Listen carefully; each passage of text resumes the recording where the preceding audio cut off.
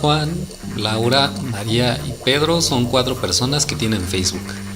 Además, Juan es amigo de Laura y de María, y Laura y María también son amigas. Y Pedro solo conoce a María de entre estas personas. Y quisiéramos representar esta situación de alguna forma simple y clara. Primero podríamos representar a cada persona con un punto. Y podríamos unir 2 de estos puntos si las personas que representan son amigos en Facebook. Inevitablemente alguien va a preguntar para qué sirve esto. Y bueno, además de ser un bonito dibujo que representa nuestra situación, pues nos dice información de esta relación que hay entre estas personas. Por ejemplo, nos dice que María conoce a todas las personas involucradas y que María, Juan y Laura se conocen entre ellos. Y tal vez podríamos decir cosas más interesantes si hubiera más de 4 personas involucradas. Existe una famosa teoría que habla sobre lo conectadas que están todas las personas del mundo. Esta teoría es conocida como la teoría de los 6 grados de separación y afirma que cualesquiera 2 personas en el mundo están a lo más a 5 personas de distancia. Y resulta que con nuestro modelo sobre las relaciones en Facebook podemos representar de forma simple esta teoría. Vamos a decir que la distancia entre 2 personas es el número de líneas que hay que cruzar siguiendo el camino más corto para llegar de una a otra. Pensando en esto, la distancia entre Juan y Laura sería de 1, pues solo hay que cruzar una línea para llegar de Juan a Laura. Y la distancia de Juan a María también sería de 1 por la misma razón. ¿Cuál es la distancia entonces entre Pedro y Juan? Siguiendo el camino más corto tendríamos que recorrer 2 líneas para llegar de uno a otro. Y esto significa que la distancia entre Pedro y Juan es 2. Entonces, lo que dice la teoría de los 6 grados de separación es que la distancia entre cualquier par de personas en el mundo es menor o igual que 6. Esto significa que en el camino más corto entre estas 2 personas hay a lo más 5 personas intermedias. Claro que esta es solo una teoría y está muy lejos de ser probada. De hecho, sería mucho más fácil encontrar a 2 personas a una distancia mayor para probar que la teoría es falsa.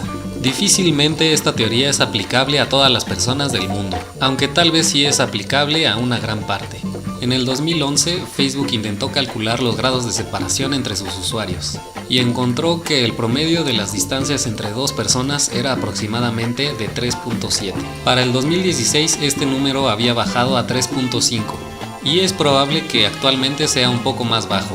Esto no quiere decir que cualesquiera 2 personas en Facebook estén a una distancia menor a 4, aunque sí quiere decir que si tomamos 2 personas al azar que tengan Facebook, la distancia entre ellas muy probablemente será menor que 6.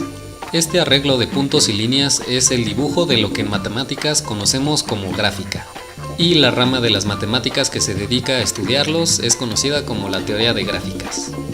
Para entender mejor lo que es la teoría de gráficas, lo mejor es saber primero lo que es una gráfica. Una gráfica está formada por una colección de objetos a los que llamamos vértices y una colección de flechas o aristas que indican cómo es la relación entre un par de estos vértices. En el caso de nuestro primer ejemplo, los vértices eran personas: Juan, Laura, María y Pedro. Y las aristas representaban si 2 de estas personas eran amigos o no en Facebook.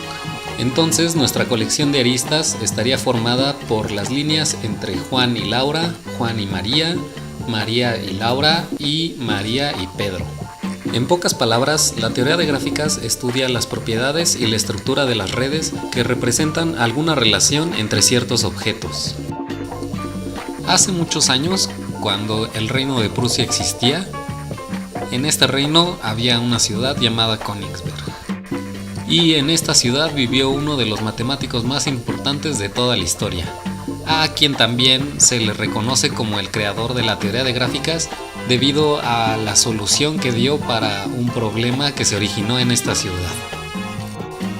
Königsberg era atravesada por un río y el río dividía a la ciudad en 4 regiones y había 7 puentes que conectaban las 4 regiones.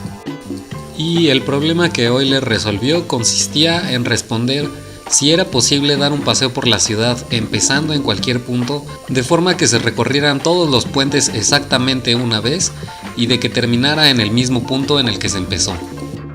Para responder la pregunta, Euler representó con un punto cada una de las regiones y trazó una línea entre dos puntos por cada puente que hubiera entre estas dos regiones. Entonces, el problema se reducía a encontrar un recorrido entre los puntos en el que se recorriera cada línea exactamente una vez y se regresara al punto de inicio. Euler encontró que no era posible dar un paseo así y respondió la pregunta en el caso general. Resulta que una condición suficiente y necesaria para poder encontrar un recorrido de este estilo en cualquier arreglo de puntos y líneas es que de cada punto en el arreglo salga un número par de líneas. Esta representación del problema la podemos ver como una gráfica, en donde la colección de vértices está formada por las 4 regiones y la colección de aristas está formada por los 7 puentes entre las regiones. Al número de aristas que salen de un vértice lo llamamos el grado del vértice. Por ejemplo, el grado de la región 4 sería de 3 porque salen 3 aristas de este vértice. Entonces, lo que demostró Euler en términos del lenguaje de la teoría de gráficas moderna es que si el grado de cada vértice es par, entonces es posible encontrar un recorrido en donde pasemos solo una vez por cada arista y regresemos al punto de inicio. Y también que si en una gráfica podemos encontrar un recorrido así, entonces todos los vértices deben tener grado par. Ahora imaginemos que queremos dar un viaje por Europa. Nuestro vuelo llega a España y queremos visitar ciertas ciudades. Y para el regreso, nuestro vuelo también parte de España. En principio podríamos hacer el viaje de muchas formas. Pero como no tenemos tanto tiempo, quisiéramos hacerlo de forma que solo visitemos cada ciudad una sola vez. Entonces lo que queremos es encontrar un recorrido por las ciudades, de modo que visitemos cada una solo una vez y regresemos a España al final. A este tipo de recorridos los llamaremos ciclos hamiltonianos. Incluso podría ser que encontremos más de un recorrido que cumpla esto. Pero podría ser que el costo del recorrido sea demasiado caro. Entonces, de entre todos estos recorridos buscamos el que tenga menor costo. Para representar esto como una gráfica, el conjunto de vértices estaría formado por las ciudades que queremos visitar. Y agregaríamos una arista entre dos ciudades si se puede viajar de una a otra. Además de esto, las aristas tendrían asignadas un valor o un peso, que sería el costo del vuelo o el viaje entre las ciudades.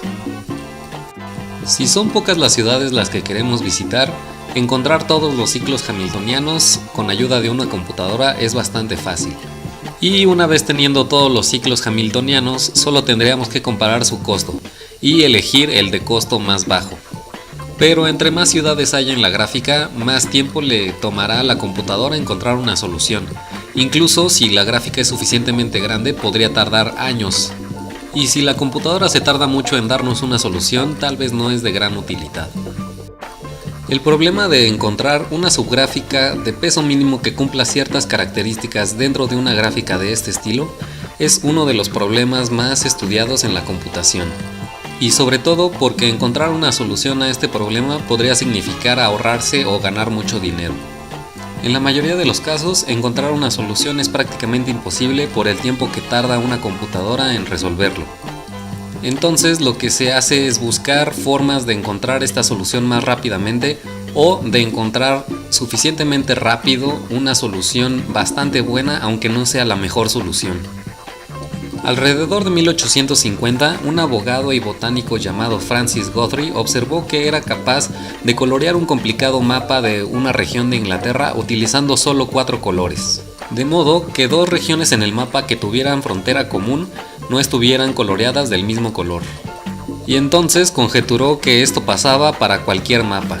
Es decir, que en cualquier mapa era posible colorear las regiones de esta forma utilizando solamente 4 colores. Este abogado tenía un hermano que estaba estudiando matemáticas y que era alumno de un famoso matemático llamado Augustus de Morgan. Entonces el abogado le contó la conjetura a su hermano y a su vez su hermano se la contó a su profesor. quien a su vez divulgó la conjetura en la comunidad matemática, y años más tarde el probar la conjetura sería uno de los problemas más interesantes para los matemáticos debido a que nadie había podido lograrlo.